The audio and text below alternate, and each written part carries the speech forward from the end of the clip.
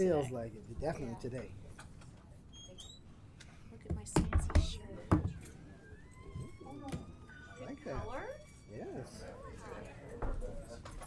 You are, and you're in the season. Yeah. Are you really in the season? Yes. Maybe it's a scratch and sniff. Actually, it just came from Jewel and it felt it smelled very dirty there. Did it really?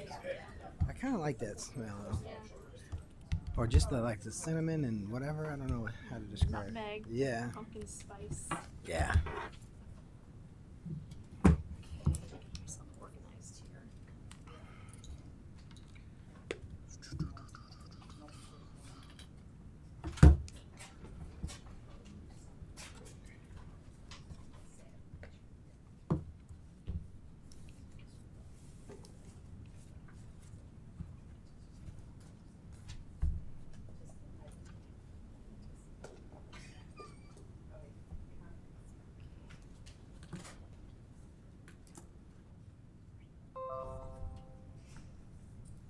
I like that was too long. Let's see if I can match it. I haven't even gotten that far.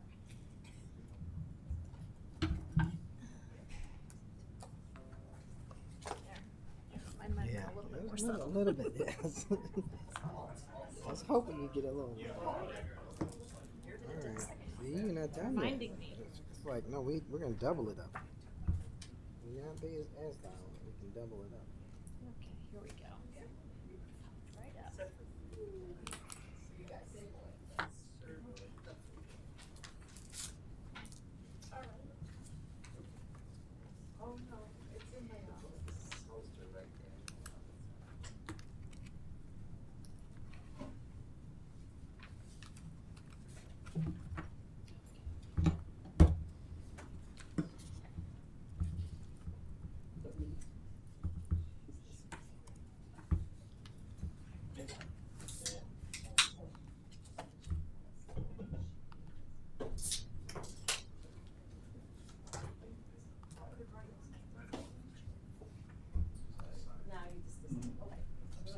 Do I get this whole side to myself today?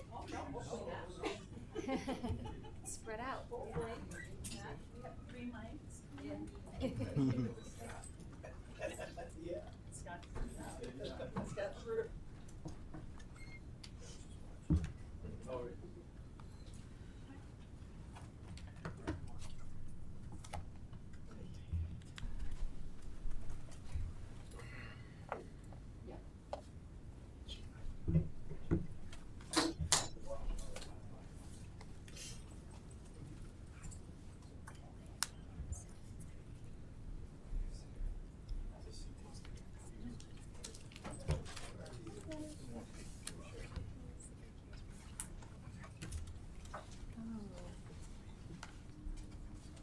Changed. I didn't look at that. I guess this is the change. What time to come? Was it? The change to the zoning no, to the, sorry, I'm getting that wrong. I think it was a change to the village code. No, hold on. Is it 9C? Was it changed to? I think we're changing the percentage of new construction slash rehab. Yes, so it's when a sprinkler is required, it's supposed to say 100% required. Where's that? No, it isn't. 50% is crossed off. Yeah.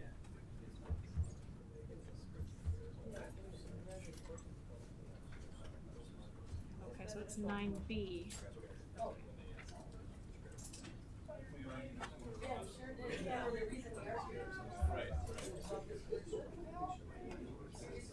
Yes, it did. Absolutely. Good, thank you.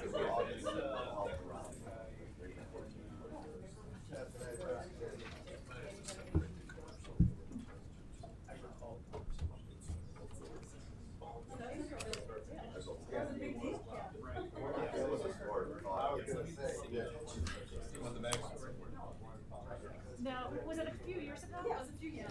What's his face? Oh, you started. Oh, did it? Was it, Yeah. was it over at Concordia? Was the meeting at Concordia? Oh, I don't remember that, Kate, but I just. Yeah.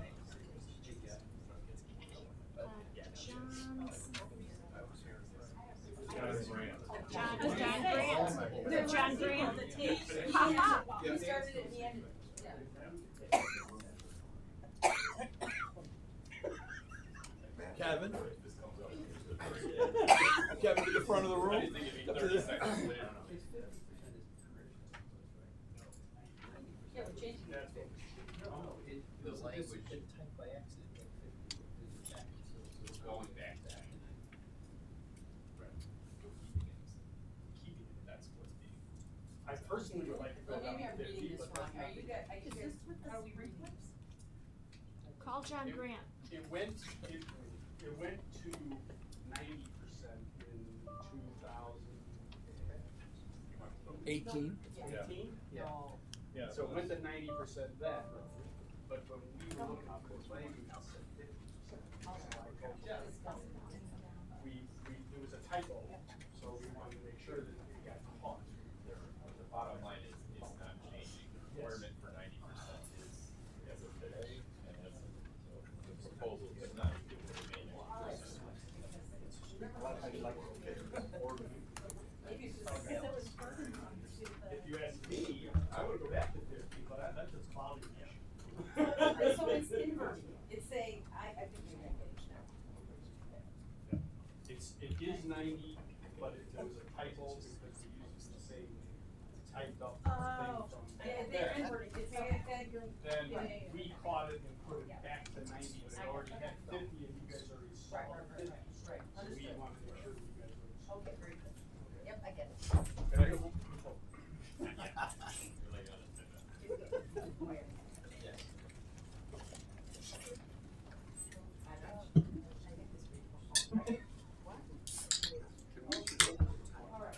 We're all here. Huh? You don't like that? Well, I still may have an issue with how we monitor it. Oh, we changed that too. Okay. We can have Kevin talk about that. But yeah, that was changed. All right, awesome. Yeah. Okay, we'll go ahead and call the meeting to order. So welcome to our village board meeting, the September 12th, and it's 7:04. So if I can ask the clerk to please take the roll call. Trustee Bachner. Here. Trustee Gillis. Here. Trustee Vasquez. Here. Trustee Brennan. Here. Trustee Johnson. Here. Trustee O'Connell. Here. President Medusi. Here. Okay, thank you. If we can all stand to say the Pledge of Allegiance. Pledge of Allegiance. To the flag of the United States of America, and to the republic for which it stands, one nation, under God, indivisible, with liberty and justice for all. Okay, thank you. Okay, thanks. Yep. Okay, thanks. All right, so we have a few. Maybe we can just two of them. There's no subject. So, Lorraine. Well, the first one is Lorraine. So you just have general comments. So if you don't mind, come to the podium. You can kind of adjust that. Hey, Bob, maybe move it over a little bit. Thank you.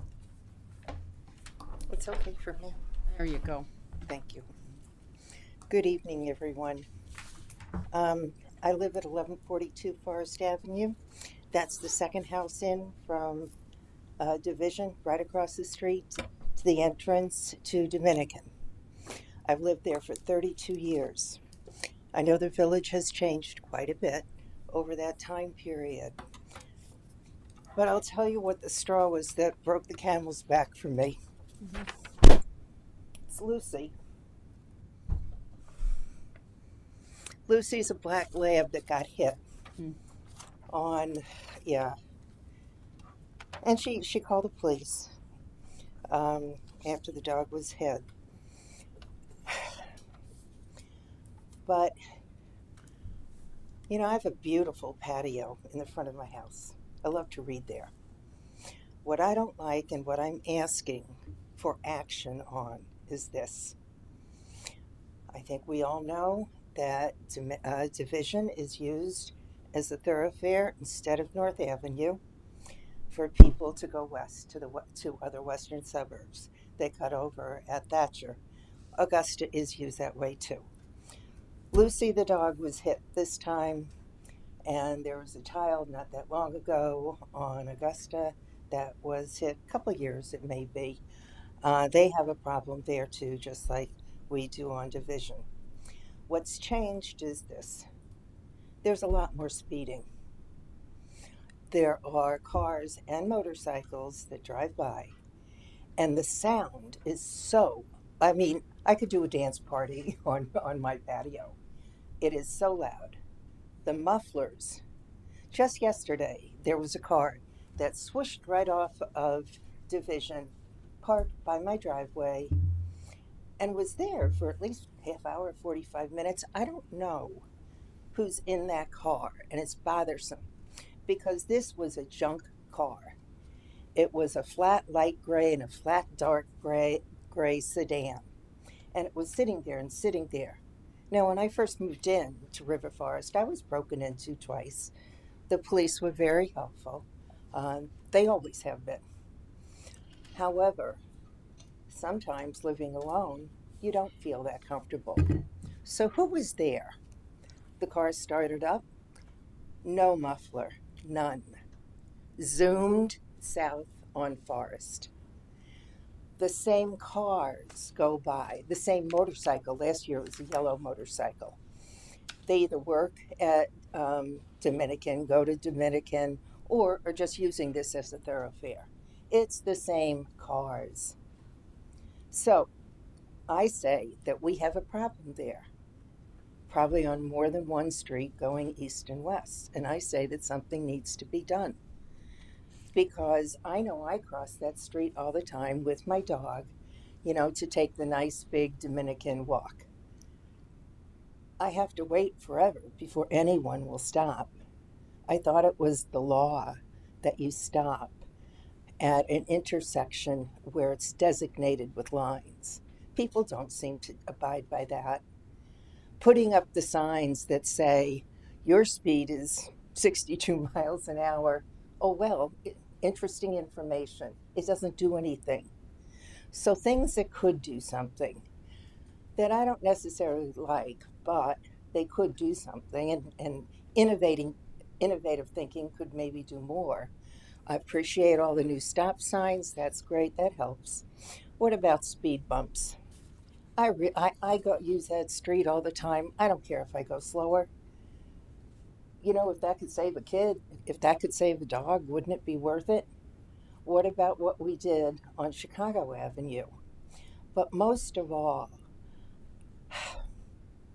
the police need to be there sneakily and not being obvious, perhaps.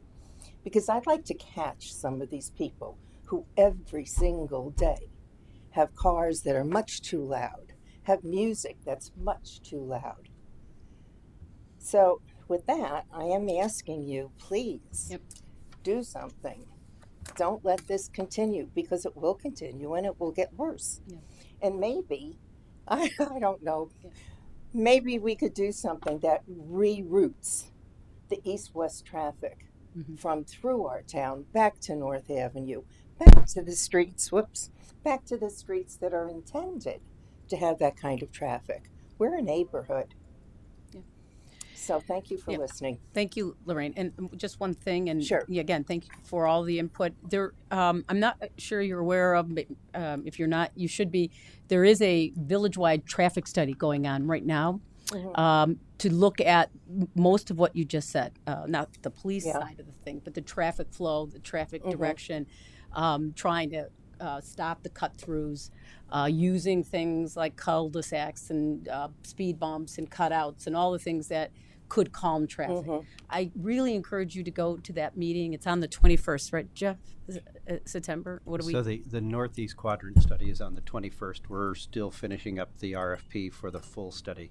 That'll be coming to the board. So that's not on the agenda? The 21st of September is the Northeast Quadrant study. Correct, yeah. Okay, because I thought there was going to be, we were going to do truck signs and that request was specific to the Northeast Quadrant okay. and related to that study. So we're still working through negotiating the scope and the budget with the consultants for the village-wide study. So that will begin very shortly, but the next traffic and safety will just be the Northeast Quadrant. As part of the village-wide study, we will have a survey that goes out, so Mhm. residents, business owners, and just folks around town can participate and kind of provide feedback like we've done for the safe walking routes to school and the commuter parking study. Okay. All right. All right. Well, good. Okay. So I noted it. Yep. Okay. Very good. And just All right. keep notice of it. But we acknowledge your point of view, and we acknowledge your observation, because Mhm. you're not alone. So we're gonna try to come up with some creative ways of calming traffic and moving Right. traffic to where it's it's supposed to be. So thank And you. I also volunteer to help in any way Yep. I could. Please, as a researcher and a new product developer. Oh, super. So- Yeah, keep your eyes open for, our meetings and our surveys and our newsletter. If you don't get it, please sign up for the newsletter, because that's where all the good information is. But yeah, we want your input. Okay, Yeah, thank you. For sure. Thank you, Lauren. Okay, Betsy, I don't have a subject. Comments. Oh, Later. okay, because you didn't have a subject line, so no worries. And then we have Janet and Curtis. Do you mind if we wait until we get to your section? And then Steve, same thing, right? Okay, very good. So that kind of concludes the general conversation, citizens' comments. So we'll move on to the elected officials' comments. So I'll ask maybe Erica, if you don't mind starting first. Of course. Thanks.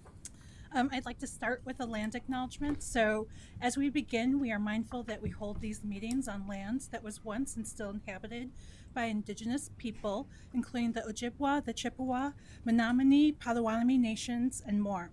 We will remember our nation's history and honor the native people as stewards of this land that was colonized, and that River Forest continues to be a place many people from diverse backgrounds live and gather. I wanted to mention Lemonade and the event that happened yesterday, and I know there was so much rain. So if you didn't get out there, you can still donate online on their website. And then I want to acknowledge that today is National Policewoman Day. So to all our police women and those who are supportive of that, thank you for your service. And then wanted to just give a general update for the DEI advisory group. We're in the middle of bids right now, and so still in that process, Right. looking to get to our next phase of the final ones now. So, okay, that's it. Okay, very good. Thank you. Lisa? Okay, I'll just build on congrats to the Lemonade Stand, and just to note the two charities, Kindness Creators out of Oak Park and Maplewood Fine Arts, both very, really amazing organizations. I also want to give, I guess, a pre-congratulations to Kathy, who's Yeah, been sworn thanks. in this weekend as the IML president. So a great thing for our community. Thank you for your leadership. Thanks. We expect great things. Right. Add the pressure. Go ahead. No pressure. No pressure. Right. Okay. Thank you. Well, thank you. Just good evening, everyone, and also congratulations, Kathy, Thanks. for your future service as the president of IML, I'm sure. And I know the IML conference is coming around the corner for, I'm not sure how many of us are going, but it's always a great event to go to. I know some of us have gone in the past, so, and I plan to go too. So, okay, Thank you. other than that, thank you. Okay, thank you, Rez. John? Nothing new to add, thanks. Okay. Katie? Just to reiterate comments that our fellow trustees made about congratulations to Kathy being sworn in this coming week, and Lemonade also, which persevered with the rain, and to thank the village for everything they did to help out with fixing a sign on Lemonade Place, which was then featured prominently in some of the press, and dropping off waste stations and everything that the village does, and our fire department in particular, who was there yesterday, gave a very moving presentation. So thank you. It's a big part of the event. And following up on Eric, the website to go to donate is 9-11lemonade.com. So you got to put the dash in there. All right. I missed the last meeting. I was bringing my daughter back to college, and go blue. And I don't know there's about a lot of that. blue around here. We do have a quorum over there for blue. I did hear, I did listen to the meeting, and I heard the resident concerns about what's going on at Lake and Lathrop and the concerns about whether they're on target with the work that's being done, that they didn't see anything happening over there, and the sidewalks being, inaccessible and messy and maybe dangerous. So I'm sure we're working on that. Yep. But I did go to because I listened to that, I went to the website to look at the update on the schedule. And honestly, it was a little confusing to me. It looks like as of May 2022, which was a couple months ago, they were supposed to be complete with their underground work. Sure doesn't look like they are. And then there's something, the most recent update is August 18th. The tree removal work is underway. And I didn't see any trees. Are they? There were trees on there. So are they? They're removed. Mm-hmm. Okay, so I think it's going to be important that we don't get into the same situation that we got into before with this developer. And I have a sneaking feeling that that's where we're going. And I don't want us to get stuck so that they're far behind and the only thing that we can do is, again, give another extension. I just don't want to be in that position sitting in this chair. And I'd like to ask that they come back to our meetings and give us monthly updates. I think our residents deserve that, and I think that we need to ask for that on their behalf. Mm-hmm. Mm-hmm. Yeah. Okay. What I mean, you want me I don't think we have an issue with that. I mean, can we ask them? I can certainly I will ask them. them. Can the village ask them? I mean, it may be better coming from Brian. We can certainly ask them. I mean, Super. We got to understand that they, went through the process. They got their permit. We can micromanage them, but I don't know if that. I mean, but getting updates, I think, is important. Yeah, I don't consider this to be micromanagement. I think this is a very unusual situation that we have with this property and this developer. If we look at all the other development that's gone on around River Forest, much of which was permitted after this one was and completed before this one has even done the underground. So I don't think this is a typical situation. I don't think anybody would disagree with that. I'm just saying in general, we don't want to be treating one developer different than the other, but I understand and we agree. I mean, we all agree that, we want this developed. There's no doubt about it. So I don't think it's inappropriate to ask them to come once a month to, give us updates as appropriate. But I don't know if you've got any further updates. I know you've been doing quite a bit of work after last board meeting. We have since the last board meeting, and actually even prior to that. There was a good period of time where we were getting active, regular information, and there was progress that was being made. As some of you know, there was a strike that took place that impacted aggregate deliverables, and that caused an impact for the developer. As well, there was a hang-up because NICOR needed to abandon a line that was on the property, so they were a little subjected to those. That being said, we have put them on notice that the strike is over. Aggregate is available.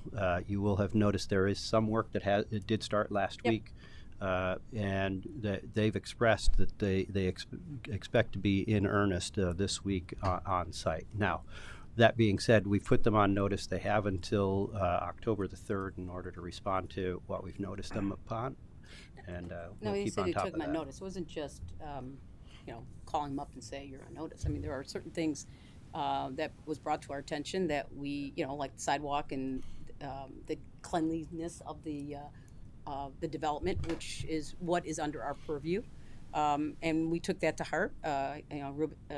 Phyllis spoke last time, and there are things that we in the village can do that we should do to keep the property clean as possible.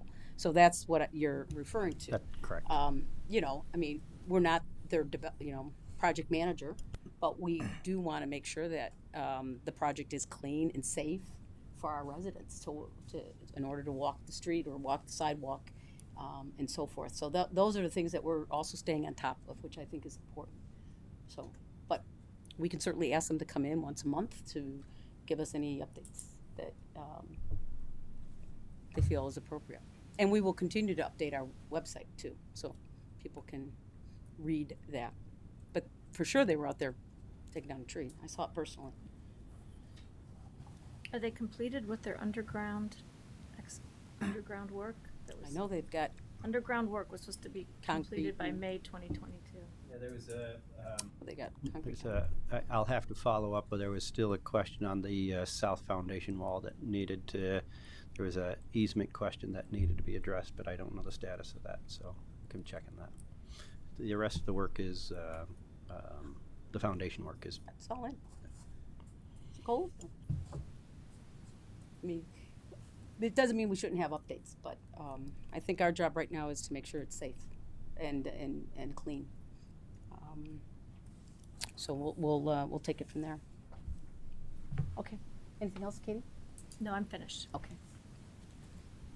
I just have a couple of dittos. The first one is to Rez. I also will be attending the IML next week, so I'm excited about that. Then I'll move over to Erica. My next ditto is for her regarding DEI. Just by way of background, we did submit submit an RFP, and we had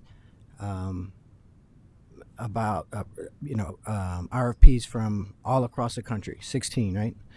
And we're currently going through those and actually talking to these individuals and companies. And the one thing that we're kind of proud of is that we talk about why these people applied for this RFP, and they said that they're just excited about our community, that they see a community that's moving in the right direction, has a lot of diverse opinions, which most people feel is important, and then just has a desire to get it right. And so we're kind of proud of not only the product we're putting out, but the product that the community is putting out across the country, and people can see that, and they see what we're doing in sustainability, and they see which way we're going, and they see that this is a community that really wants to get it right. So kudos to the community.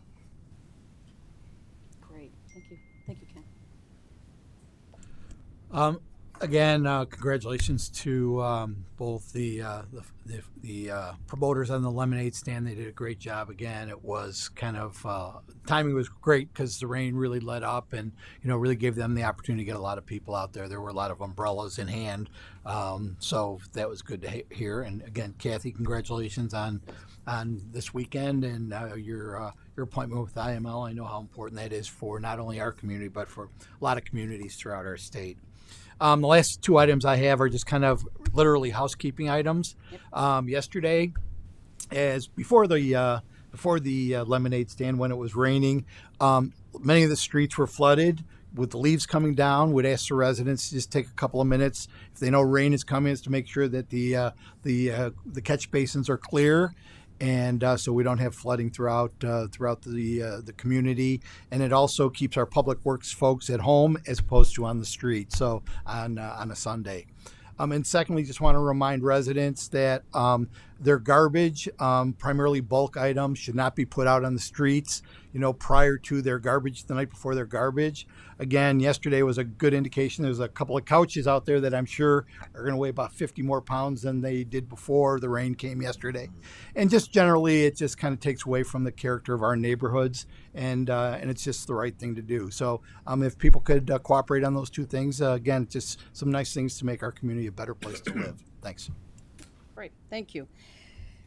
Just a few things. So yes, the lemonade was wonderful and enjoyable, and thank you for our police department and our fire department, including Chief Gardner and Kevin for being fire marshal for being there and providing appropriate kind of support for 9/11. And congratulations to the two charities. They are great charities, and I'm glad Lemonade picked them. We also had Village of River Forest had another sponsored great event, but around the table we didn't really hear much about it. It was our food truck rally, and it's one of the biggest events in River Forest that the village and the Park District and Rotary come together and have a great kind of a end of summer, if you will, festival for our residents and their children, and it's just wonderful. And next year we hope to have it bigger and better, and more participants will come out, because it really was a great day and great fun. I also attended a dinner with the administrator of the Federal Transit Authority, Nuria Fernandez, and many other key transportation folks like Dorval Carter, who is the president of the CTA, the chairman of the CTA, and others from PACE and Petra. So it was great to greet and meet these folks, because we have lots of transportation needs in River Forest. We have not only the CTA, we have the Metro, the PACE, and of course just general infrastructure. And with the Biden administration passing the largest infrastructure bill in recent time, we want to make sure we also have our fair share of some of that grant money. So it was a great meeting, and it was a great networking meeting for us. I also want to say thanks to the DI committee for moving that forward in terms of finding that consultant, because I think it's going to really bring this all together and gel. And then I was interviewed with the Dominican University today. They are going to they're 100 years in River Forest, so they're putting together a kind of a celebration of being in River Forest for 100 years. And, that's kind of an interesting, daunting thing. If you think about it, it's, we're 30-year-old community, and they've been here probably longer than many folks. So glad to have them as a partner here in River Forest. And that's it. Other than thank you for all the nice words on the Illinois Municipal League conference, which is this weekend. It starts, for me, it starts Wednesday night and it moves into all the way through Saturday evening. And it is a sort of big thing, because the Illinois Municipal League is a major a league that puts together education, advocacy, and advocates for us in Springfield. And that's really important for our size of a municipality, because we want to be heard. And the IML allows us to be heard in a big way in Springfield and also in the federal level. So I'm very proud and flattered and honored to be the next president of that league. It's roughly 1,300 municipalities. Almost all municipalities in Illinois have joined the league. So it's pretty powerful. So I'm looking forward to taking on that role. That's all I have. So we'll move on to the consent agenda. If I can get a motion to approve consent agenda A through G. Motion to approve consent agenda items A through G. Second. Great. Any comments on the consent? Hearing none, I'd ask the clerk to please read the consent agenda and then take vote. Excuse me. Consent Agenda A, Village Board of Trustee Meeting Minutes, August 22nd, 2022. B, a right-of-way encroachment waiver and agreement for an irrigation system in the public right-of-way with the property owners at 610 through 612 William Street. C, a right-of-way encroachment waiver and agreement for an irrigation system in the public right-of-way with the property owners at 946 Clinton Place. D, a right-of-way encroachment waiver and irrigation system in the public right-of-way with the property owners at 558 Forest Avenue. E, monthly department reports. F, accounts payable, August 2022, $1,647,009.53. G, village administrator's report. Trustee Gillis? Yes. Trustee Vasquez? Yes. Trustee Brennan? Yes. Trustee Johnson? Yes. Trustee O'Connell? Yes. Trustee Bachner? Yes. Okay. Super. Okay, we'll move on to item 7. And our first, because we'll take them separately, is the right A1. I guess we'll take it.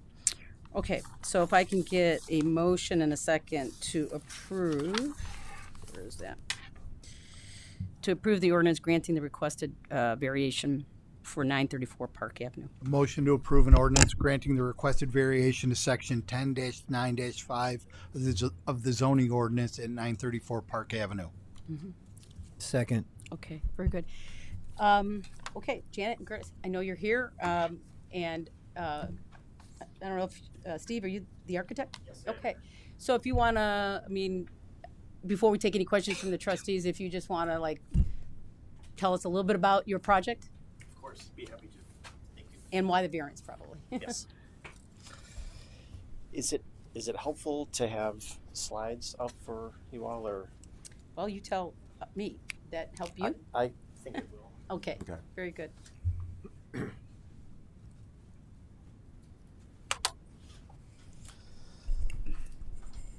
Well, good evening, and for the record, I'm Steve Runowitz of Studio R Architecture, representing the Curtis and Janet Howig at 934 Park for a variation, for an FAR variation. I guess while that's getting loaded, I'll Sure. kind of just go through the basics of why we're here. So the Helwigs have lived at 934 Park for almost 3 decades, and they live in an 1895 Victorian. It's a beautiful old house that they've maintained, and it's in its original state pretty much because they've sort of endeavored to keep it that way. It's a beautiful house, but it's very tall. And there are 2 houses on the block that are kind of brother and sister, if you will, or just a couple of addresses apart. So the issue is that this beautiful old tall Victorian house. Okay, let's see.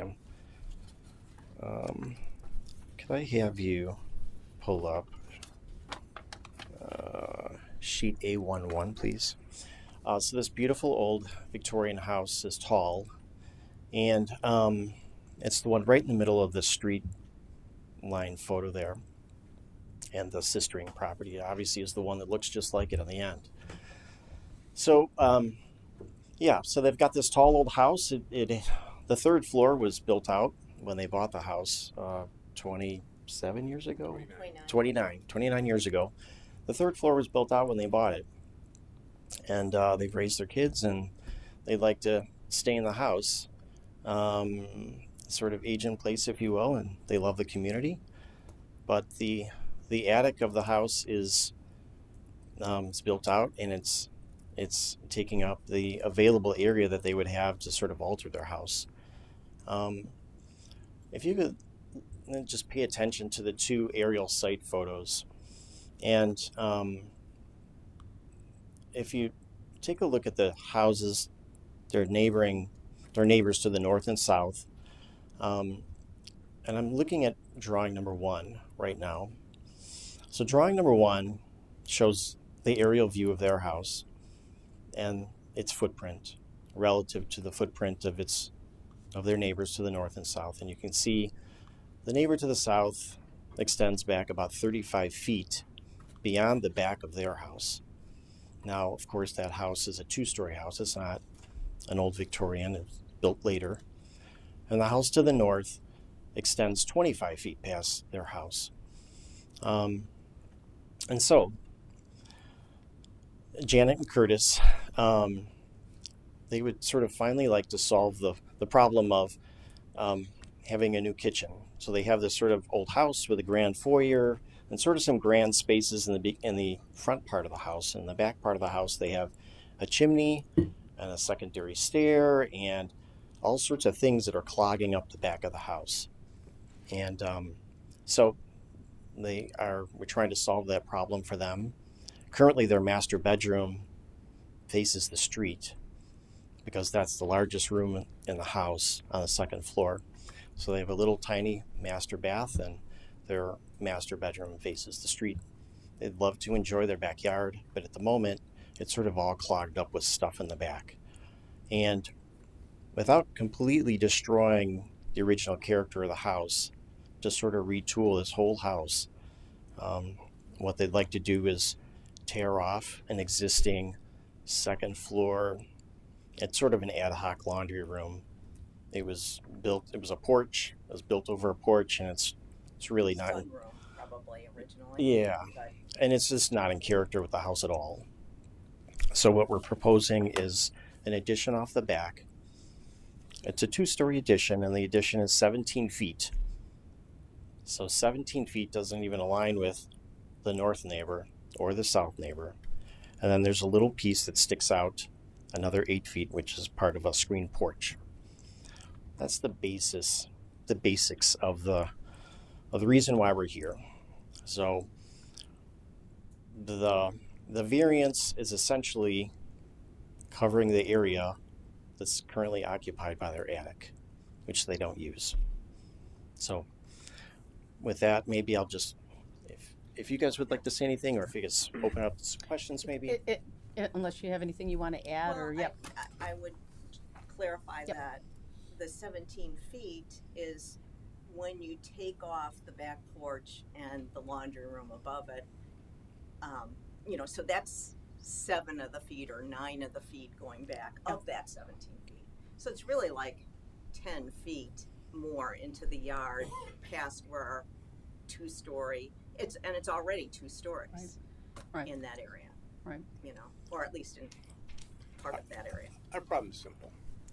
We have a 3-story house. You couldn't build that house as big as this thing. Built in 1895. Right. It's one of the 2 oldest houses north in River Forest, north of Chicago. Do you mind if you go to these, Sure. when I'm people sorry. listen to Our the, problem's simple. yeah. Is the fact we own one of the oldest houses north of Chicago Avenue in River Forest. You couldn't build a house that high today. Just couldn't. But they did for all sorts of reasons, because heat rose and all those sorts of things. So you didn't have kind of sprawling houses back then. So we got square footage, but not a place we can use it. I mean, I'm getting older, and chucking to the 3rd floor ain't the best answer for me. And the truth is that in the modern world, people want to have their usable space on the 1st floor.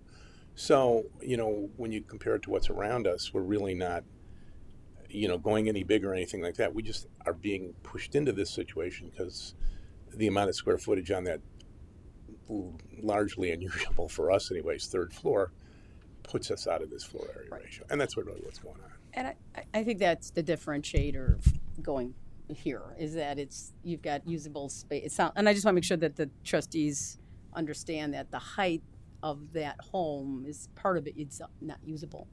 Right. The Yeah, attic, well, it's not livable. It's livable. You just have to get there.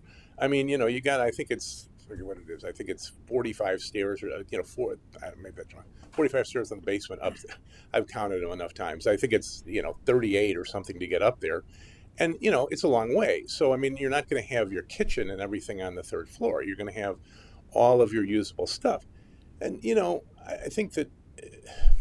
We're just trying to take an old house and make it something that in River Forest people can use. Because what's going to happen if they can't do that, we're not going to do it. But somebody's going to say, we need a fancy house. And you take those houses down and you build something that's more in modern times.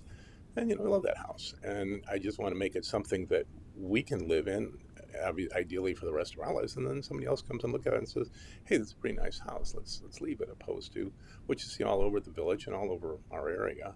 There's just people saying, we can't make it work, and we'll just tear it down. Let's try something else. So it's really about, somebody said, what's my hardship? My usable space is on the 3rd floor, and I'm getting old, and getting there is kind of tough these days. So, and it's great, but the kids were good when they were in, high school. I loved it, but they're gone. So, I don't really have that great of a house.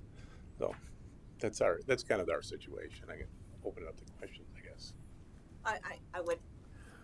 I would also add that our neighbors, both to the north and south, so our immediate neighbors that you see pictures of, have written letters supporting this variance.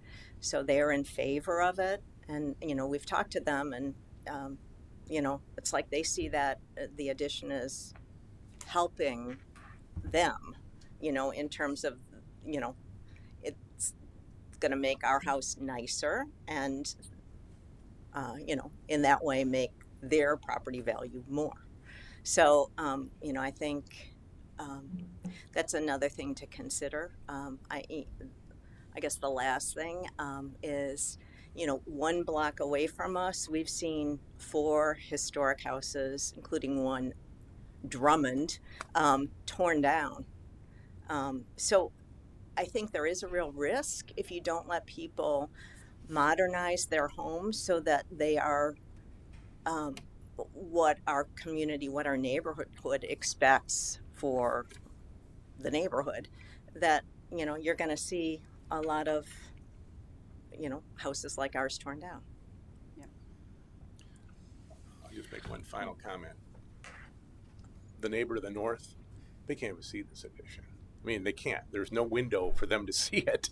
And the neighbor to the south, they got one window that's partly obstructed. So there, you know, if you just look at how far There's a big bush. there's a big, and it's obstructed by a bush now, so he never looks out the window. So my point is that there's not. If you look at where we're at, everybody's behind. You know, their houses. We're kind of.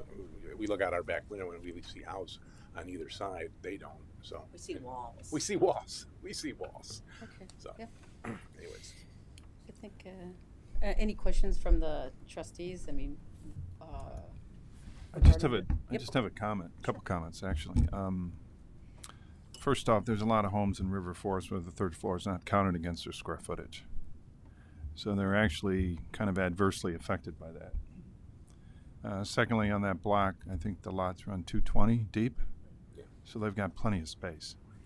So it's not as if they're eating up a backyard that's really tight already. So I would urge you to let them have it. John, could you explain the first thing you said? So 3rd floor square footage, it goes against how much square footage you're allotted based on the plat that you rest on.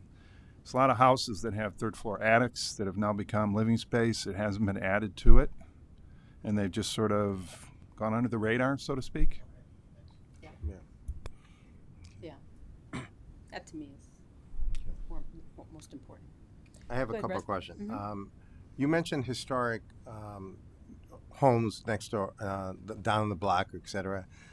Is your home part of the historic homes? It's a question. In the historic district. It's in We historic haven't district. Okay. Requested that it be labeled a historic house, but it certainly would qualify. It's in this book. it's in the guidebook architecture. to River Forest architecture. It's considered significant property. It is. No? It is not a significant property per the ordinance, per the survey. So Doesn't of mean the it's not two- historic, Of but the it's not on the list. 267, whatever we have. It is not. Are you sure, Mara? Wow. Yeah, I checked. What All would right. make You'd think Dan that- Sager hasn't found him? Yeah, I'm surprised. You'd think that it would be. I mean, But- it's okay. What happened? I think our sister house is the house. The one next door. Well, how about the one that's Yeah, one? On the one, corner. the other one, the large That's one. Yeah. Those were built, according to this, was built by a Yowza. brother and sister, or brother and brother-in-law in 1895 at the same time. So Okay. we're either second or third, depending upon which got, you Well, know. actually, Would Okay. you consider making it? there's one on the 1000 block. Well, they of were the Forest. first. They were the first, and that was in 1894, and then these two were built the same year. So I don't know who finished first, but we were either second or third. And I think that one is on. And I you know, a lot of times this is Okay. who comes out and says, "I want my house on the Yeah, register." I think that's because I do feel like we were, you know, that we were solicited maybe 20 years ago. Or, I think you about 10 years ago, 11 years, well, maybe more, maybe 13, 14 years when we created the historic preservation, which was before all of our time. I mean, I think right after that, they were doing a survey of both historic and those that are significant, which I guess there's the difference. Kathy, Okay. can you remind them of what happens and like why they would want to do that? And the rest of Being the a community? significant property? Yeah. Well, I think what you're just saying right now. I mean, you don't want it torn down, right? You prefer not to have it torn down. Right. I prefer- Certainly, a landmark would help with that, but landmark also comes with a lot of restrictions. But you certainly want to consider possibly making a significant home, which doesn't really restrict you in any way. It just kind of puts you in a category that hopefully is good for you and the community because it says this home has significance, both time significance and maybe architectural significance, which is who we are here in River Forest. We really pride ourselves on the homes that are on that list. So that's why I would encourage you to consider. And then your point is really more, I think, poignant in that we don't want it torn down because it is on that list. I mean, I'm We don't want any home torn down. I've owned 4 homes, or lived in 4 homes in the area: Oak Park, River Forest, Forest Park. This is not the oldest. Oh, no, no, no, no. Of the 4 I've been involved with, this is The youngest. No, this is Washington. Well, your home is The second older yard. than mine, put it that way. And all No, I'm the saying second is, yard. So I mean, all the houses I've been involved with, you know, except for one, were built in the 19th century. You know, when I grew up in and everything. So I'm used to these old homes. when was this home built? 18 what? 95. Yeah, I mean, that would make it a significant property under our, criteria. Yeah. Well. Yeah. And again, I mean, all it means is that. To be honest, what you're saying. We've just been living our lives. Yeah. We've been just, last thing I need to worry about was nothing. Why are we doing this now? I mean, because this is, where I want to finish my years out, whatever they are. We were spent a lot of time raising kids and doing all sorts of stuff. And historic homes were not, quite on my immediate radar it was just like, I'm used to living in old homes. Mm-hmm. I like to say they were built before right angles were invented. Yep. Yeah, but it seems like you've taken very good care of the house, seen the house. So I think, too, the work that you've done or kept it up. We certainly should consider that. Yep. Well, I have one more question. Yep. Sure. And please don't be shocked with the question. Since your architect is here. Other than put aside the issue of cosmetically pleasing, if you were to just comply and the attic portion, since you're not using it, would there be another way to somehow remove it or to make it to conform? And if the answer is yes, what would that result? Meaning, what are the benefits or detriments, including cost, of doing that?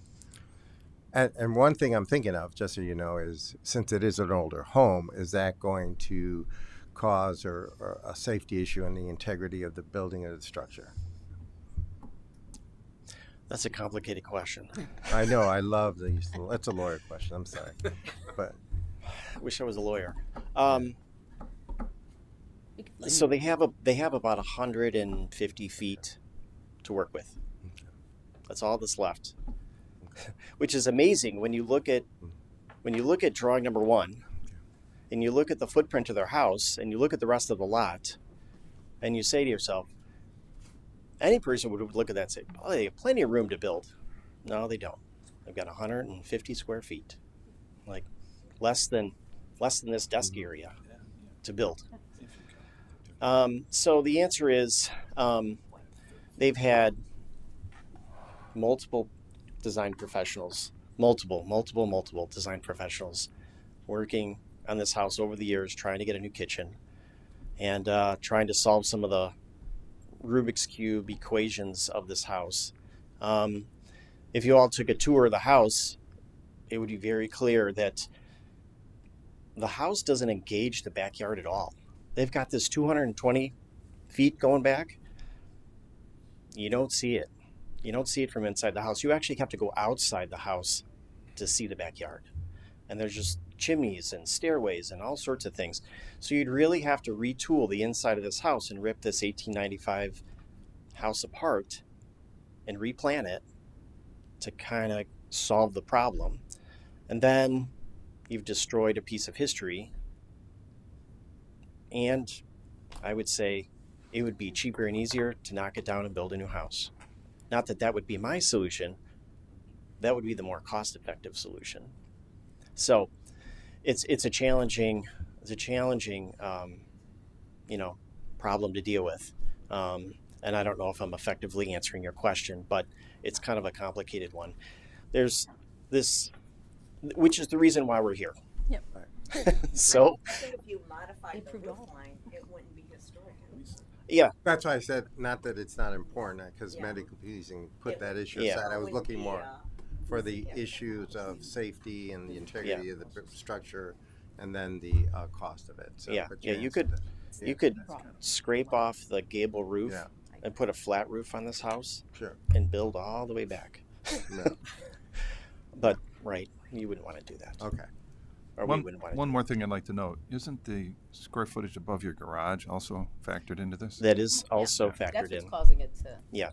They've sort of built a replica garage to what was a barn. There was a barn back there. Okay. So yes, that's factoring into it as well. So I hope I answered your question. Yes, you did, and thank you. Being a lawyer question. Appreciate it. So, so when I first looked at this, I really struggled with it because I went back and I looked at our history, and I'm glad we look at these on a case by case basis, because as late as last night, I drove by the house and I was like, oh my God, this thing is massive. And then Trustee Gillis and I were speaking, and she said, you got to look at the overview on it. And when you look at the aerial view on it, it really tells kind of a different story. And that, I thought the impact on the neighbors was going to be much greater than it appears to be. And, the comment I made was, it's a massive house. But it looked massive on a cold, Sunday night or whatever. But these, and again, the aerial view, makes me more comfortable that it's not going to be a big impact. And then the only other part of this is, again, we look at this on a case by case basis, and this is by far the largest one that we're going to address.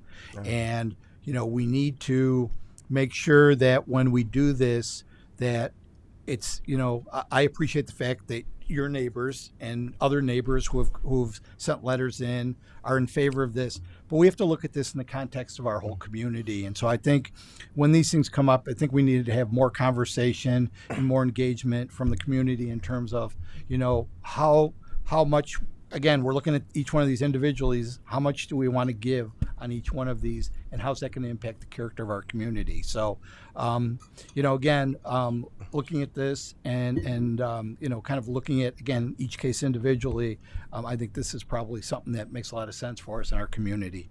Okay. Well, if I was just going to say, the fact that they have the letters from their neighbors is a big deal. I think in this, but that shouldn't be our driving force to do it. It should be the character of our community. Yeah. And okay, is anybody? Rez, go ahead. Okay, mine is going to be a longer list. The reason I'm saying that is I was one of the individuals who denied one of the other requests that are listed on that chart that we have of what we approved. The concern is that although they were asking for something higher than what you were asking in terms of a deviation or variance, but one of the concerns I had is just overall, and I know we say it's by case, but still, when people apply, they're going to, you did it for so-and-so and you did it for so-and-so. So I'm always looking at what's so unique about every case and whether we can justify it. So I had that concern, and then I also looked at a couple things. Number one, the other thing is usually I also do give deference to our commissions or our zoning board. So I know they do a lengthier examination of what we do here, and that's not to say what we do here is not important. But I did notice, and it was a uniform approval, a recommendation to approve it. The other thing that I do is I do agree that although with Trustee Bachner, that even though letters are not the key driving force, I think it does help to have the letters to make sure the residents aren't upset with that, because some of these other properties, we did have residents who came out and didn't like it or were against it impolitely. So that's the other issue. The fact that I did notice too that the potential impact of how the property looks, and thank you for the aerial site visuals. I thought at least that helped me. I'm assuming it helped some of the other trustees. Looking at how the back of the property is not as extended, I'm also looking at the fact that you do have more land that's far beyond. So even if you, based on the extension you're talking about, probably it doesn't even exceed what your two neighbors have, as if I'm looking at that correctly. That's correct. So, okay. So then, so I guess what I'm saying that based on all these other items that are, I say, in your favor, and the last item too, that although it's not a historic district acknowledged property, it still looks and captures that feeling. And so I guess what I'm saying is I'm in favor of granting it for all the reasons I mentioned above. Any other comments? Okay. Well, I just want to say one thing. I just want to thank you for investing in your home and rather than go the easy route, which is to tear it down. I think we do need to retain the historic integrity of our community because that survey that was done years ago does. I actually went to the cultural center downtown with an architect at the building I worked at, Lyra Burnett. She wanted me to go because she was just amazed at the diversity of architecture in our town. So we just need to maintain that. So thank you very much. I just wanted to say thank you for your. Or take the vote first. Yeah, well, Then you might don't want to jump take the gun yet. Well, I still want to thank you for your questions. I Do mean, you have a foot over there? Yeah. Wait, that's right. you can say that soon. well, I always try to shoot for the bullseye of reasonable. No. And for me, this fit that argument is the bullseye of reasonable. So appreciate your comments and questions. It's all good. Trustee Johnson. Yes. Trustee Brennan. Yes. Trustee Vasquez. Yes. Trustee Gillis. Yes. Trustee Bachner. Yes, and I really would like to see the house be a significant house for us. We'll add that to the Noted. record. Yeah. Trustee O'Connell. Yes. Well, now that it's approved, yeah, thank you so much. And I would ask you to take Trustee Bachner's comments Yeah. seriously. You know, it's up to you, but it's something that we really value when our homes are considered significant. Also, just to let you know, I know back in when we did do the FAR, it was mostly kind of a response to what was happening in Hinsdale, where the tear downs were going and the big mansions were going up. No deference to McDonald's. But, and so it was kind of in a. So I only had a McMuffin. That would have been great. But that was the whole, you know, but like you said, there's so many reasons to look at these things individually. So, but, you know, to Bob O'Connell's point too, we're just trying to make sure that from a community-wise, we keep our character. So you're doing that, and we appreciate it. I've seen the houses that are lot line to lot line. Yeah. You know, with It's crazy. I mean, that are.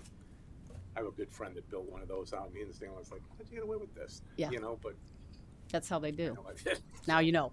So, but it's all good, and I think this is going to be beautiful. So thank you so much. All right, I thank really you very much. appreciate it. All right, thank you. Thank you.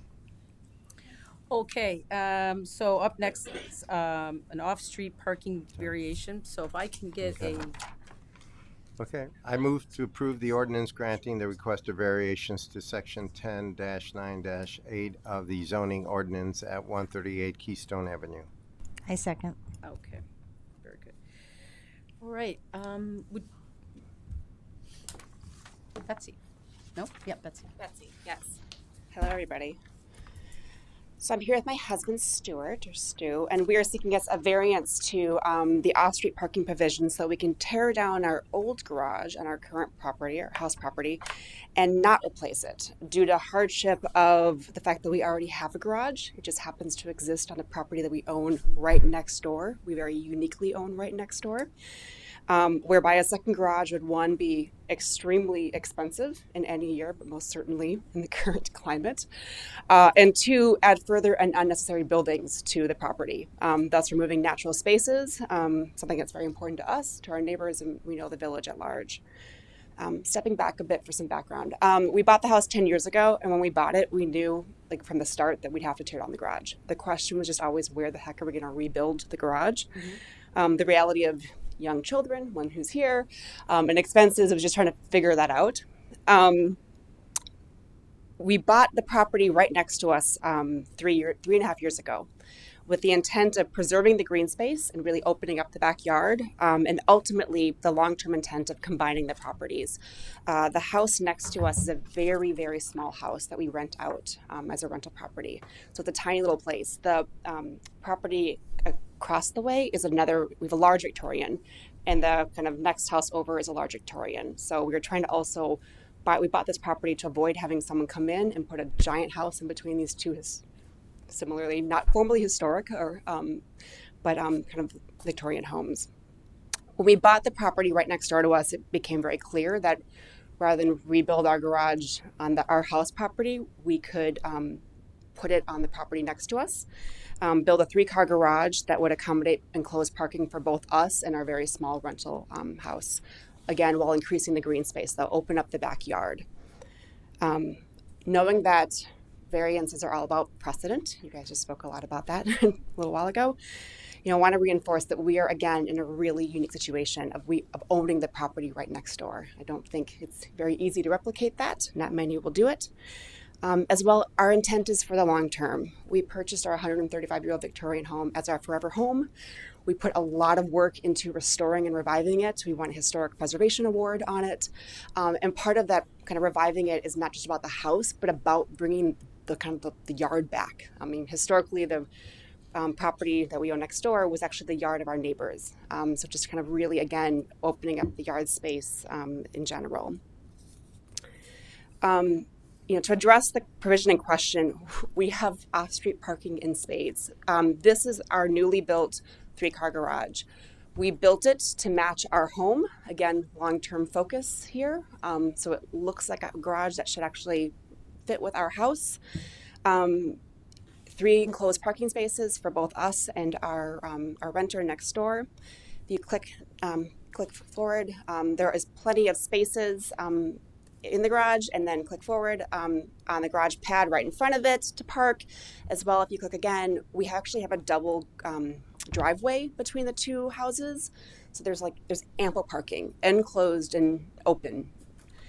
While we know that the village doesn't actually kind of require people to use the garages, and many people in the village don't use their garages for parking, we always park in the garage. We're not a big fan of the parking lot look and feel. We built the 3-car garage specifically so that we could put all the cars in the garage. Also wanted to share some latest photos of the garage that sits on our property that we want to take down. If you can click forward, please. It is extremely, by the way, dilapidated. If you can click through this. The roof is sagging. The shingles are crumbling. I have to clean them up every single day. It's bare in certain spots. We had to remove the windows as they were falling apart. The bottom section of our service door fell off like 3 days ago, or 3 weeks ago, pardon me. My dog uses it. It's just a mess. It's an eyesore and a dangerous, at this point, to say the least. We've had a contractor who's done a lot of work on our home, and he's like, for a long time now, it's like, you guys should not be using this thing. So yeah, at this point, we're moving everything over to the newly built garage that we just finished up. We want to remove it and put in lawn. The plant, so remove it, take it out, put in grass. Space for us to enjoy. We've got a ton of kids in the block, like 30 kids in the block that gather in our yard consistently. We do outdoor movie nights all the time. So the plan is to really just open it up. Also, open it up so that our neighbors can have a better view, frankly, so that they aren't looking into garages in general. We positioned the new garage off to the side so that people aren't looking into garages or any structure. So, all of our neighbors have signed off on this. It would be removing it and not replacing it would be a positive change for the community. Finally, and of important note is that the village building official has acknowledged that the village does not make it a practice of requiring that every fallen garage be replaced. So garages have fallen down for one reason or the other in the village, and they have not always been replaced when they have come down. So considering that ours is about to fall down with any strong wind or kind of snow, isn't it better to take it down safely, avoid injury to one of my kids or someone else's, and kind of the question of why do we have to replace ours if others have not been replaced? And again, if ultimately we are doing it to give more green space, more natural space to the village, again, bettering the community at large. So kindly ask that you consider and approve based on that. All right. Okay. Great. Thank you for that summary. And we also have it in our packet, so it's always great. It's good to see it in color, though. Yes. To be honest with you. Yeah. It's New hard in photos. black and white. I was looking Yeah, I at was it, I'm gonna like, say. is that the garage? Close and personal. So it's good to see it in color. Any questions for the? Can we just clarify the variance requested? Is that So what the variance? Yeah. So they maybe I can summarize. Please. They own the house that's Right. blue and beautiful, and they've got a 3-car garage, and then they bought the property next door. Right. Yes. And this is the garage that's associated with that property, Ken. Right. And by our ordinance, you can't have off-street parking. You have to have Two-car garage. Two-car garage, a garage, and driveway doesn't really count. You get if you have a garage, you're supposed to replace it with a garage. So I'm kind of curious about that comment. Yeah, I was shocked. I just at that asked. too. It's Cliff Raditz had said it that if garages. Oh, he is. I'm sorry. No, that's okay. But I'm just curious because I've never heard Okay. of it, quite frankly. But Yeah, I didn't either. That was news to me too. So, but So if you take down a garage, you're Cliff, are you? it's interpreted Cliff, if you're you're there? So yeah, place please, it. that would be just to understand it. Is it on? Yeah. Okay, good. You know, the ordinance is written that no house shall be constructed unless you provide 2 enclosed parking spaces. And in practice, as long as I've been here, if somebody wants to remove enclosed parking spaces on a lot, you know, the practice is to require them to have a plan in motion to replace those enclosed parking spaces. And you know, this applicant had challenged that a year ago with the zoning board, and the zoning board confirmed that while the ordinance is not written to say that you have to maintain it, that it was, in their minds, logical that a plan to demolish the enclosed parking spaces needed to have, this process to maintain enclosed parking spaces.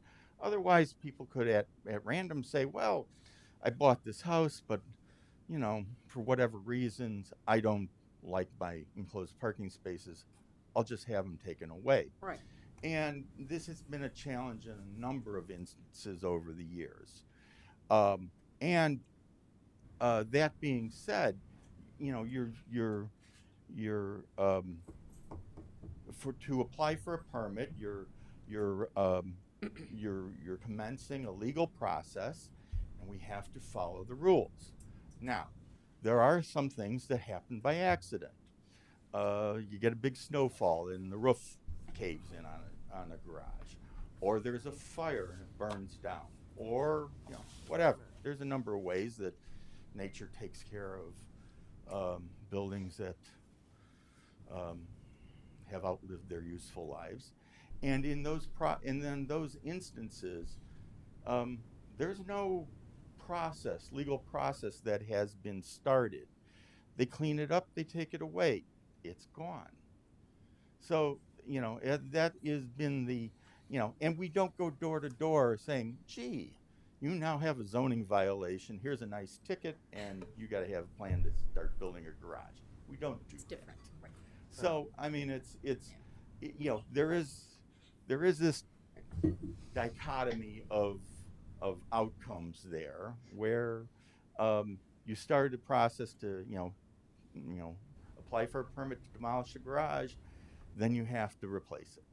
On the other hand, if Mother Nature does it for you, like I say, we don't chase these people for it. So that's the instance. But can I ask, when you say we don't chase them, it's because we don't do it, or because you're saying we don't have to do it? It's a matter of, are you proactively or reactively enforcing the codes? Hopefully. Well, I'm hoping we're proactively enforcing the codes. I guess I would associate that as if, let's assume I have a vehicle sticker and I'm on the expressway and a rock breaks, which has happened twice so far, on my windshield. And that was Mother Nature, whatever. Do I need to replace and buy another sticker or replace it? Or can I just drive now in River Forest without a sticker? If I use the same analogy, I assume that because we need a vehicle permit, I'm going to get a new permit. And you pay for it. And you're right. I mean, so I guess if there's an obligation to build, and I take it a garage, that even though Mother Nature's mean sometimes, you have to replace it. I don't think you have to say that, you know. Well, that's not this case. So, But right? no, So but I'm you're- just saying I- that. so- But we're on the record. I don't want people to Yeah, think to that think that- because things happen, you can get away with something. Yeah, But yeah, I think, okay. I agree. So I'm I have a- sorry, but Very good, thank you, yeah, Russ, okay. because that- So yeah, Yeah. I guess my question was, Yeah. you know, in thinking about this as two separate properties, Yes, although you own it, I'm we're not with you're not requesting an easement or anything into that second yard, so that if you were to Right. sell that rental property, technically you would be without a garage immediately unless you applied for some type of easement.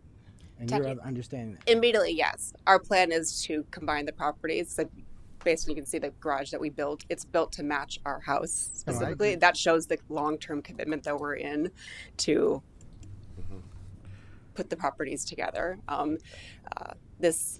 We're doing this in steps, in all honesty, and figure this is the easier first step. That while our kids are still young and can enjoy the yard, seemed like the easier thing to go about, frankly. Okay. So I had a couple questions. So first of all, maybe I just missed it. I never read that you contemplate combining these properties. So is that something that? It's in the plans. Figured this would be the faster first step to do. Okay. And then secondly, so this structure that's on the screen right now, is that behind the Victorian or the single? Behind the Victorian, behind the house that we So live what you actually did, and you rent the Victorian or you rent the smaller house? in. We rent the smaller house. Okay. Yeah. The Victorian I is got our that wrong. sorry. The Victorian is our Well, house. yeah. Yep. Well, right. And so I'm trying to think about the logic behind doing it the way that you did it. And Yeah. Yeah. So the house on the Right. house on the left No, is right. our home. Right. Okay. That we live in. We rent the house on the right. Yeah, so I had it wrong. So the house that's their color is on the other side. The rental house. Yes. Yep. yeah. Exactly. Yep. Okay. So that we can open up the yard ultimately between them. You can see the really old garage tucked in the back a little bit right there. Thank you. For the issue here, right? The rental house is fine. It's got a garage. The only issue is our house, which is not going to have a garage, and we plan to age in place. So we have no intention of selling our house. We have no intention of selling the rental property, and even if we do, that rental property is fine because it has a garage. Yeah. So we need. I think I'm not a lawyer here, but I think we just need to focus on our house being without a garage. But we bought it. But and we do have reviving it I to think live you're right. forever. Right. So if we plan to age in place, live there forever, doesn't- without a garage, that's But the issue at hand. I have a question. When you say though that you're going to combine the properties, is your long-term intent to actually take down the rental property? Potentially, yeah. That's yeah. Okay, so do you have a timeline with which you will do that to combine both she said properties? potentially. I've got kids that are still young, Yeah. so it's like literally balancing I don't have to do timing on it because I've got kids that are young, thinking about college and various things, Yeah, and yeah, obviously like finances. So it's a wonderful place to rent at this place and an easy place to rent. So Okay. I acknowledge that. But again, the notion of we built the new garage to match our house, showing the commitment of like this is how long term. We have. If you guys saw what the house originally looked like, if you remember it, like it looked very different. We redid the porch completely, renovated the porch to match what it should have looked like originally. We have put a lot of time and effort into this house, and we adore it. So we are not going anywhere. But what you did was you developed a garage on a property that is not related to this house. So you really didn't match it up. So this has been an ongoing issue with the existing garage on the Victorian house, which you Sorry, can I just add? you circumvented kind of the process by going and building the 3-car garage on the rental, and now you're asking us to kind of separate these things out. So there was a garage just to the right of our garage that was depending on how you look at it, it was either in slightly better or slightly worse condition. So we took that one down. We had to take them both down. Both garages had to come down. They were both in the same spot. You look down the driveway and you saw 2 really crappy garages. We thought about putting one together, crossing the line. That wouldn't work. We tried to figure this out 3 different ways, 5 different ways, and the house next door came up for sale. There was a renter already in it. We thought it was a great opportunity, and again, we had to get rid of that garage. We decided to replace that garage, but now it doesn't make sense for us to replace the current garage. And again, the intent of, it's green space. That's what our goal is, green space. And sincerely never expected it to be a challenge to get more green space in River Forest. So. Can't. Well, yeah. Think in more. Well, I do have, and it's probably questions for the village attorney here, is there's these conditions of approval, but one of them is shall not run with the title of the property. Why would we not want it running with the title of the property so that whoever buys it will know and be on notice on title that these are conditions on the title? Right. Yeah.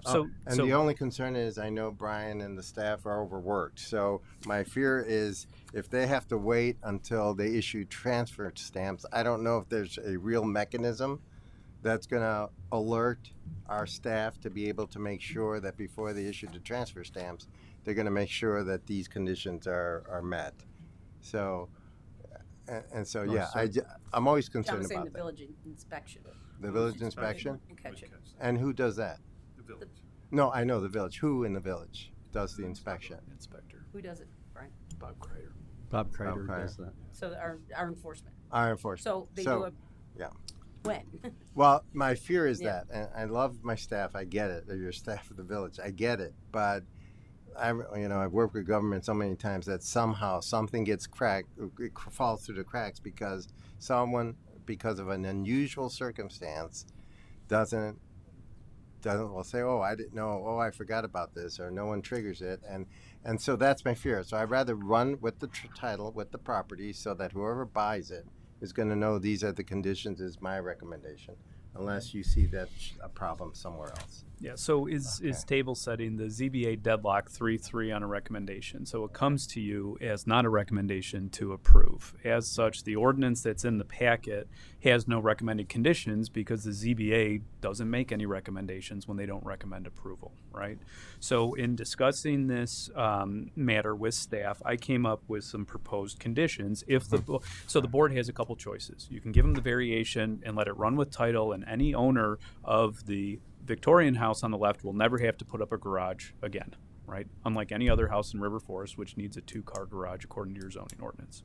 So if you want to do something other than that, if you want a garage to be built on this property someday, the question is what conditions will result in that happening at an appropriate time given the applicant's unique circumstances. If the variation runs with title, that means that all subsequent owners of it are benefited by the variation as well. However, if the variation is personal, it means that so long as the petitioners before you own it, they get the benefit of not having to build a garage. Okay, that's all runs with the title means. It means who gets the benefit of it. So the idea is that if they say, well, we don't need a garage because we have this big one next door and we get to use it because we're leasing it, etc., then in my mind, the way to solve for this situation is so long as they own both properties, so long as they have a 3-car garage available, then they get the benefit of not having to build another one. But if they want to sell the property, then they have to put up the garage that's required before they sell. And we can make that of public record by recording the ordinance on title so that a new owner or potential purchaser of their property gets a title commitment. On the title commitment is this ordinance approved in 2022. It has all these stipulations. The village also has a process for transfer stamps in which they can flag properties because of debts or special issues, and the village staff could flag this property that, hey, if we get a transfer stamp request for either of these two properties, make sure that there's compliance with this ordinance. Staff can operationalize that, I believe. So that's where the proposed conditions come from. Does that answer your question? Yes, it does, but it triggers another one. So let's assume that the ordinance is there and the ordinance goes on the title. But let's also assume that the staff does an oops during and issue the transfer stamps. Then what happens to the one person who buys it? Then they've bought the property in violation of the zoning ordinance, and they have to build a garage. And if they don't, then you can file a zoning enforcement action against them. It's also incumbent on the seller of properties to give disclosures of things like this to buyers, right? And when you sign a sales contract, you make representations, about matters that touch on these issues, I believe. Mm-hmm.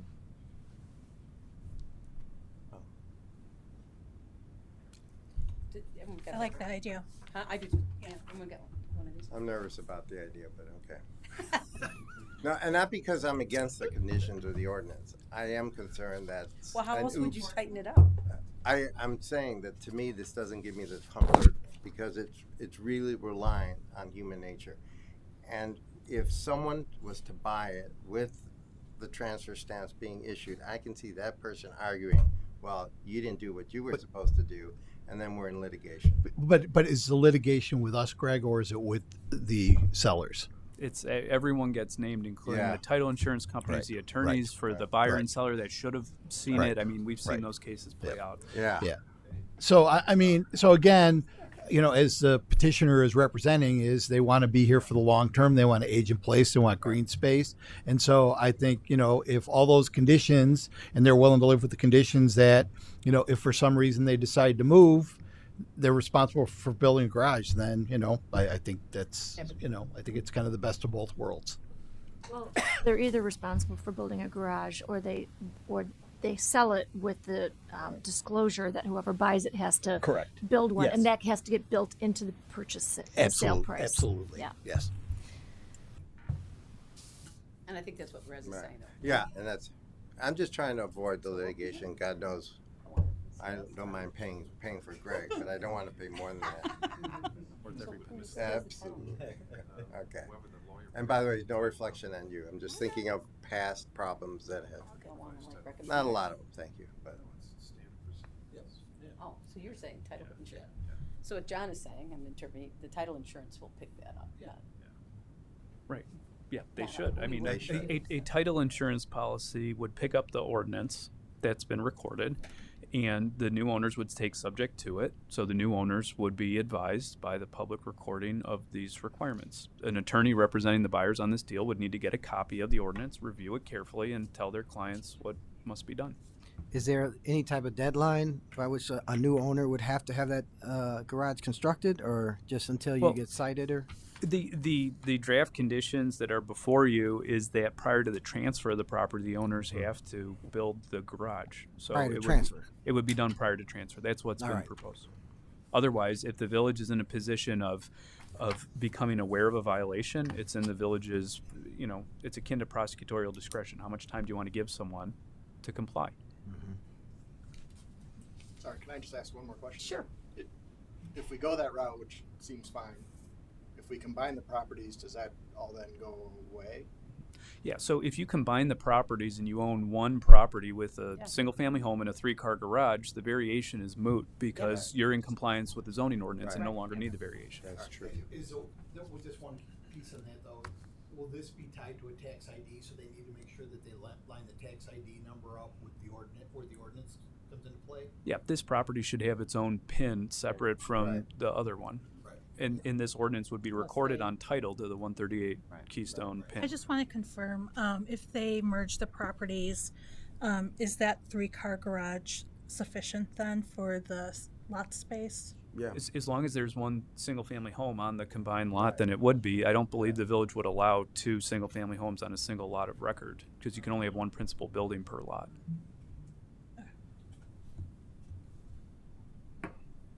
Okay. Well, I think, so it seems like we're circling around these conditions, and there are things that I think you've all talked about, so I don't think there's anything unusual here. And it will get what you need. So how does the vote go? Because we've got a pending motion. We'll amend the vote, excuse me, the motion. Amend the motion. To include these following conditions. Items 7-A-II. Correct. We're adding that to the. We're adding this, yeah. Right. The ABC. And would you like me to read those, President Ducey? Okay. Please. Yeah, so that the following conditions of approval would be, would apply to the variation granted in the ordinance. A, the variation is personal to the petitioner and shall not run with title to the property. B, prior to transfer of the property from the petitioner to another owner, petitioner shall build a 2-car or larger garage on the property. C, the village shall not issue a transfer stamp for the conveyance of the property until and unless a 2-car or larger garage is built on the property. Shall I move to amend the previous motion with these conditions? Yes. And then, okay, so I move to do so. Trustee Gillis. Second? I second. And so 138 is that blue house, right? What's that? 138 is that blue house, right? Yes. Yeah. Yes, the Victoria. Okay. Right. Just want to, sure we all understand that. For clarification, we're making amendments. They haven't seen this yet. I mean, are we? Yeah, no, I think they've talked about it. Yeah. Yeah. it's No, it's I mean, based on these what are we all haven't been officially- circled around. Thank you. Yeah. I mean, I think we just finally put them in writing. Yes. Right. You want to see it? I mean, we just read it. Yeah, Here, you're more than just read welcome. it. No, no, I- Yeah, take it. Yeah. I mean, it's everything you've. I'm not a lawyer, so what am I going to do with it? Yeah, neither am I. So. But I do read research. I don't think there's anything that you haven't already talked about. Yeah, it's fine. Thank you. Okay, great. Okay, so with the ordinance amended, the motion amended by Trustee Vasquez and Trustee Gillis, if there's no further questions or comments, I ask the trustees to, the clerk to take the vote. Because it was a nay vote at the zoning, it needs 4. 4 of the trustees. I just want to make sure, and I cannot vote. Correct. Trustee Brennan. Yes. Trustee Vasquez. Yes. Trustee Gillis. Yes. Trustee Bachner. Yes. Trustee O'Connell. Yes. Trustee Johnson. Yes. You got all 6? All right, congratulations and good luck to you. Thank you. All right, thanks. All right. Moving on. Okay. Back to mine. Okay, so on to new business. Oh my gosh. Yeah, sorry, we talked so long. Yeah. My apologies. Okay, yes, if we could do 7A3. Can get a motion? I'd like to make a motion to approve an ordinance amending the River Forest zoning ordinance regarding regulation of solar energy collection systems. Second. Okay. So, who's here to give an update? Okay. All right. So back in April, the Sustainability Commission brought forward an item to the village board and got direction to petition for zoning amendments regarding solar energy collection systems. The intent is really to kind of explicitly state some rules in our village code regarding those types of systems, and part of the reason for that is also to seek Soul Smart Silver designation. Part of the requirements is that a zoning letter would be needed to be submitted showing that these types of systems were permitted as of right in most zoning districts. And the zoning amendments that were discussed at 2 different public hearings for the Zoning Board of Appeals does achieve that. There's regulations for ground-mounted and roof-mounted systems, and then amendments to the land use chart that makes roof-mounted systems permitted as of right in every zoning district, and then a special use permit would be required for any ground-mounted system. Matt, I have a question. Yep. And it might have been in the material and I might have missed it. What about multi-family dwellings, condos, townhomes? So it would roof-mounted systems on those buildings would still be permitted. Okay, this is not just for single-family homes. Correct. Every zoning district and commercial buildings, as long as it meets the requirements spelled out in the new Chapter 7 about the height and being flush with the roof, it would be permitted. Thanks. Do we have any buildings right now who wouldn't meet this? Do you know?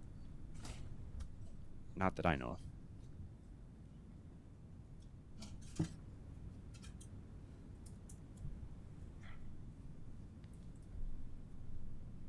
Would not meet the these conditions? I mean, the ordinance that we passed? Well, there's a lot of roofs in River Forest that aren't appropriate for solar in terms of the way they're constructed, eaves and all of that, and also the materials like slate and tile roofs are very difficult. And then I think also years ago, before the Sustainability Commission was created, and we were doing this work out of the Park District Foundation, we looked at whether we could put solar on the depot. And it was determined that that was too close to the train, and the reverberations of the train trains on the tracks could impact the ability to put solar on that roof. So there's all sorts of different reasons why solar panels aren't appropriate for different types of roofs. I'm sorry. I suppose when I had answered, and I think as Matt had answered, is there was nothing in the ordinance that was precluding it, right? There are structural issues, of course, that could play into it, but Okay, you understood that? Okay, I misunderstood. I'm thinking, well, what the heck are we doing this for? Okay. All right, that makes sense. Thank you for clarification. All right, any other questions? It's pretty straightforward. And it's a good thing. We're trying to get to Soul Smart Silver designation, so this is a good thing. Okay, so I'd ask the clerk to please take a vote. Trustee Vasquez. Yes. Trustee Gillis. Yes. Trustee Bachner. Yes. Trustee O'Connell. Yes. Trustee Johnson. Yes. Trustee Brennan. Yes.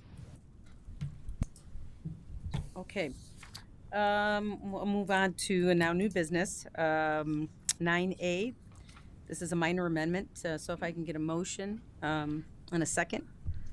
Okay, move to direct the village administrator to process a minor amendment to the plan development for Priory Park for the installation of ornamental fencing at the William Street entrance to the park. Second. Anything you want to add? Thank you. The Park District would normally have sent a representative this evening. However, they also have a board meeting tonight, so they apologize that they're not here. They are looking to install a 40-foot section of anodized aluminum powder-coated black fencing that looks much like the wrought iron material that you see elsewhere in the community to the entrance at William Street. It is a 40-foot long section that runs north from the existing park sign, and it will be set back 9 feet from the public sidewalk. Okay. Yep. All right. Pretty straightforward. Any questions regarding this? So just as far as the fence, obviously I'm familiar with that area and Kathy as well. But are we talking a pass through or how? What are we looking at? Right. So it's actually to discourage pedestrians from cutting across the lawn area that they have. So it'll direct you to the actual pathway that's on the south side of where the fence will be located. So Ken, there used to be 2 paths, and then they made 1 path, but somehow without, diverting the traffic to the path, kids and bicycles and everyone made another path. Okay. And they're trying to make that dirt path now, flowers. And so in order to ensure that people use the path, that will be where the fence will go. So it will kind of go from Brander's house to the entrance of the path. Okay. The I thought actual it was cement like path. the middle, like Yeah. when you Yeah. enter it, it'll be Yeah. on the one side and then the Brander side, Right. a fence. A fence, right. But like with a gate. I was gonna say dogs and everything. How are we getting? Oh, in you and out? through the Oh, path. no, the path will be There's open. a path right there. Oh, okay. There's, So the there's no path, gate on the which is path. next. But it's open. Yeah. I don't mean a closing gate, but there's a opening so that the people can. Yeah, there's a path. Mhm. So there won't be a gate across the path. Gateway. Yeah, it'll be over by from the Branders to the pillar of where it says prior. Yep. Yes. Yeah. Yes. Yep. Close or open. It's gonna be open. Right? Correct. I don't wanna. What do you mean open? The path there's no impedance to any traffic going along the path. Right. Exactly. But it's going to be a fence. It's not There's going to be open. right. There's a fence from the post going north. The pathway will stay open. Well, that's correct. Is that what you're asking? Exactly. Okay. Yes. It will not Then we're impede agreeing. people from walking on the path. Correct. It will impede people from walking on the path that's not a Now, this Correct. is tougher than that variance, for God's sake. Can you repeat that again? No. Yes. I don't think it's going to be a big fence. It's just going to be a nice decorative fence. I Where's think. the picture that? Yeah. I was actually hoping that in the packet we'd have some image of the fence because one thing that I was wanting to see was if the top of the fence was going to be flush or if it was going to have spikes. Right. It's on page as 196, and many there's no. fences do. It's flush. It's on page 196 in the Gonna packet. match. Oh, it is in Yeah. Yes, there. It's going to match all the other. It's gonna match all the other fence. Yeah. that we have. Which is Fences. flat. Aha. Oh, but it's not in color though. Thank you. So this doesn't have to do with the fence. but it does have to do with that entrance. Uh-oh. There's no crosswalk there, and I've always wondered why. Hey, that's a great question. That is a great question. It is a great question. We will that gladly in our look into traffic that and safety question. study. Yeah, Sorry, For Jeff. goodness sake. we'll look into it. But no flashing light. Yeah. No, just a That's walkway. true. I think it's a great question. I'm guessing because there's no stop sign. Right, Jeff? Really? Oh, no. I don't think so. Of the safe walking routes to schools, because you don't have any kids walking across there, we would have implemented it in the last couple of years. So that was probably why it wasn't there, but being that there's a park right there, we're trying to steer people to one side, not the other. Yeah. We see no problem with adding Yeah, crosswalks. that makes sense. It's just, I'm going to guess it's a reason why we didn't have it. Okay. All right, got through that one. All right, very good. So we'll take a vote. Trustee Gillis, Yes. Trustee Bachner, Yes. Trustee O'Connell, Yes. Trustee Johnson, Yes. Trustee Brennan, Yes. Trustee Vasquez. Yes. Okay, up next is in our building code. So if I can get a motion and a second on updating our building code. Motion to approve an ordinance amending Title IV of the River Forest Village Code regarding building codes applicable in the Village of River Forest with additional edits presented by village staff today, September 12th, 2022. Second. Okay, Jeff. So this has been before you more previous to tonight. I don't know if any of you recall, but last fall there were a couple of presentations wherein staff discussed this proposed ordinance update. I won't go through all of that again, since we already have on multiple occasions, but the gist of it is that we're just simply looking to update the building codes from 2003 version to a 2018 version. The language that's in the packet here this evening, which I've reiterated on the memo, which is now somewhat of a lie, is all the same as what you saw last year, with the exception of those kind of 50%, 90% changes that we talked about, or that you saw today. Ironically, those red lines that you saw today are to revert back to what we currently have in place. So this was all a big way of going back to where we started relative to those minor revisions. So with that being said, we're really just still trying to maintain the local amendments that we've had for a very long time, but bring our general building ordinance requirements up to a more up-to-date version, obviously. I know at the last meeting, some of the things that were discussed were how is this going to specifically impact different types of development.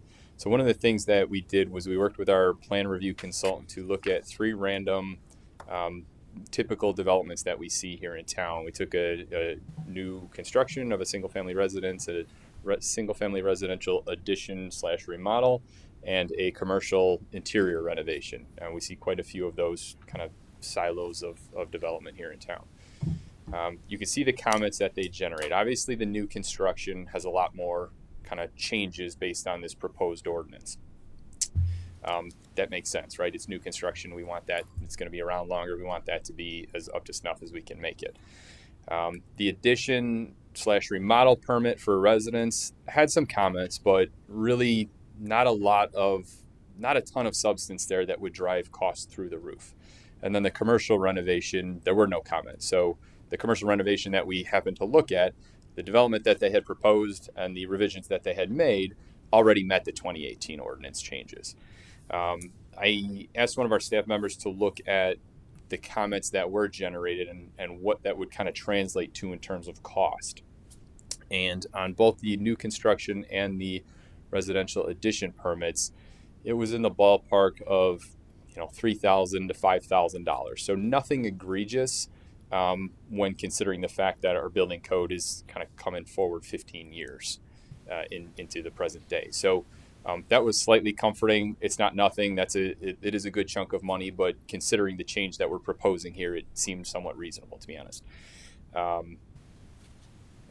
That's the gist of it. We've presented, obviously, last year and then through various reasons, this kind of final effort to adopt the ordinance itself had fallen through, but we notified the state so we don't have to go back or have a 30-day waiting period anymore.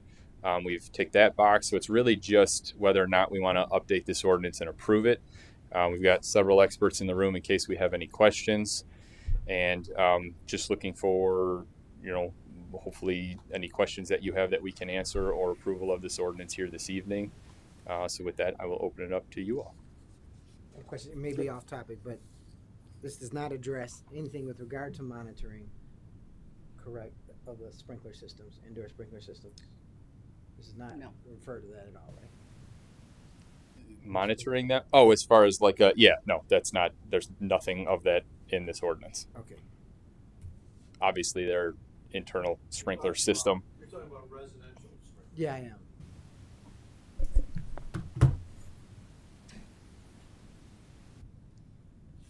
Anything else? Okay. All right. Thank you. Thank you, Ted. Certainly. Thank you.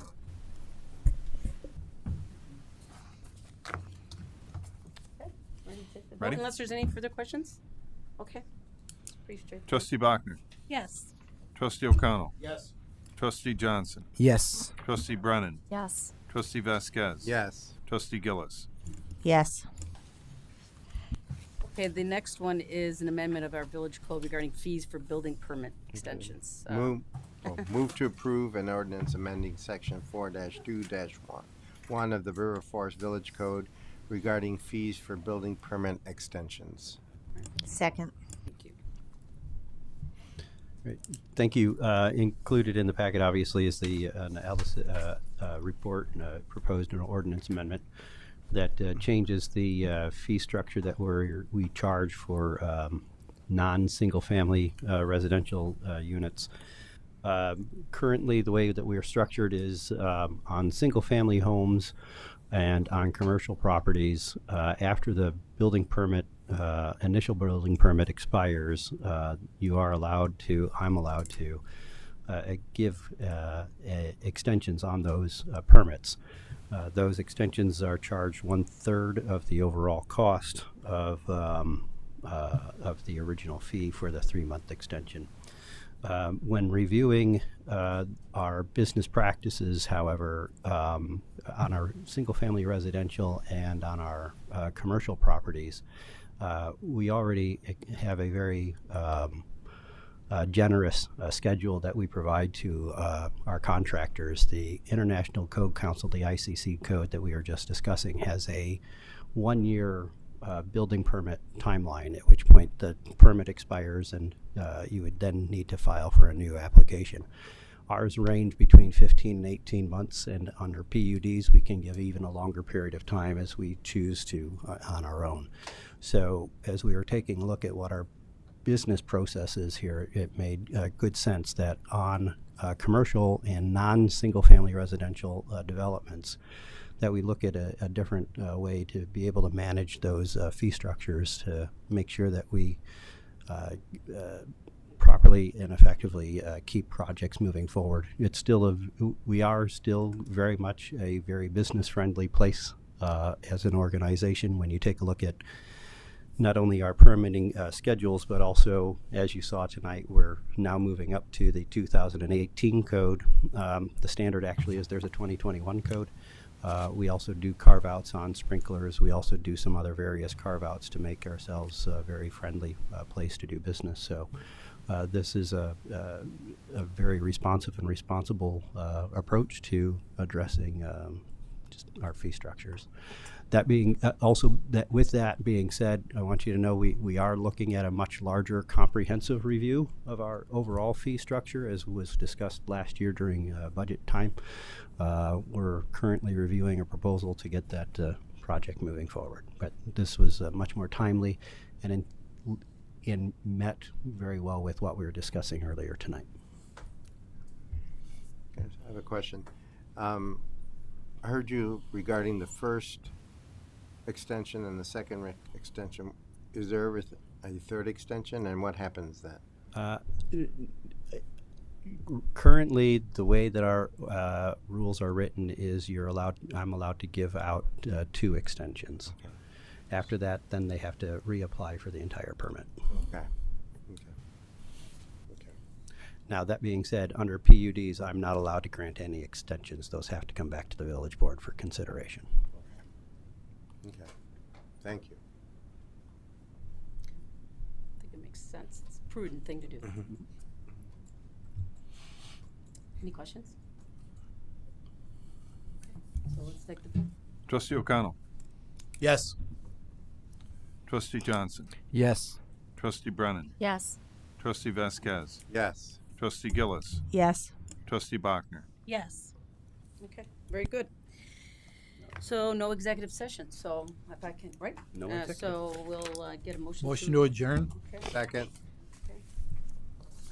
Thank you. Mhm.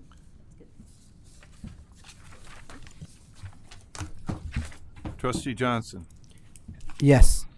Trustee Brennan. Yes. Trustee Vasquez. Yes. Trustee Gillis. Yes. Trustee Bachner. Yes. Trustee O'Connell. Yes. President Aducey. Yes. Meeting I'm adjourned. gonna say no. Huh? I said one of these days I'm gonna say no. Yeah. Yeah, we still have to stay and do business.